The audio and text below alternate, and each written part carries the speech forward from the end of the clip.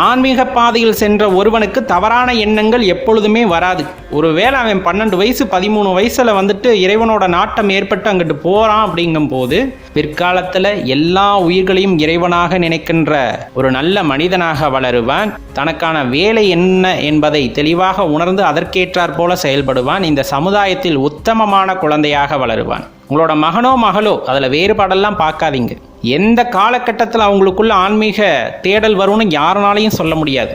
அப்போ எந்த வயசில் நீங்கள் ஆன்மீகத்தை ஆரம்பிக்கணும், எந்த நொடி உங்களுக்குள் மாற்றம் ஏற்படுகிறதோ, இறைவனை பற்றிய தேடுதல் ஆரம்பிக்க வேண்டும் என்று இருக்கிறதோ, இருந்த இடத்திலிருந்து இறைவனை தேட ஆரம்பியுங்கள்.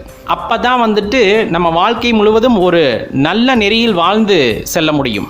நாம் நினைத்ததையெல்லாம் நடத்தி கொள்ள முடியும். இறைவனை மனக்கண்களால் காண முடியும். இன்று இரவு தூங்க சென்றால் நாளை காலை விழிப்போமா என்று உறுதி இல்லாத நாளில் 50 வயசில் நம்ம ஆன்மீகத்தை பார்க்க போகிறோமா? இல்லை 60 வயசில் நீங்கள் ஆன்மீகத்தை உணர போகிறீங்களா? கிடையாதுல்ல.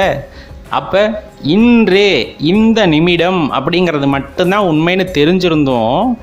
60 வயசுக்கு மேலே செல்ல வேண்டிய ஆன்மீகத்தை இப்பயே எடுத்துக்கிட்டேன்னு யாரையும் குறை சொல்லாதீங்க. ஆன்மீகம்ங்கிறது உங்களை உள்ளுக்குள் நெறிப்படுத்தும் ஒரு விஷயம்.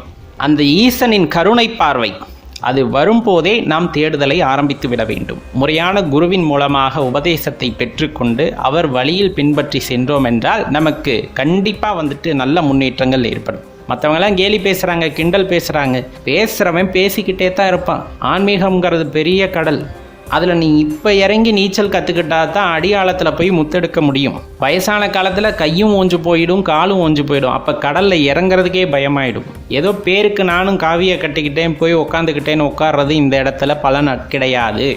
சரியான முறையில் தேடுதலை சரியான காலத்தில் ஆரம்பிக்கும் போது கண்டிப்பாக அந்த ஆழ்கடலில் முத்தெடுக்க உங்களாலும் முடியும் அப்படிங்கிறத நல்லா தெரிஞ்சுக்குங்க.